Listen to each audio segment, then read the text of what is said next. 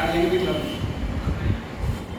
జైవీ మిత్రుల నా పేరు కేపీ నరసింహ, బహుజన సమాజ్ పార్టీ నూతన అసెంబ్లీ ప్రెసిడెంట్ని. అయితే నిన్న జరిగిన తెలంగాణ రాష్ట్ర బహుజన సమాజ్ పార్టీ రాష్ట్ర ప్రెసిడెంట్ ఎన్నికైన సందర్భంగా మొత్తం అసెంబ్లీ ఆధ్వర్యంలో సంబరాలు నిర్వహించడం జరుగుతుంది. అయితే తెలంగాణ రాష్ట్రంలో కానీ సెంట్రల్లో కానీ జనాభా ప్రాతిపదికన పదవులు ఇవ్వడంలో బహుజన సమాజ్ పార్టీ అనేది ముందుంటుందనేది ప్రతి ఒక్కరు తెలుసుకోవాలి.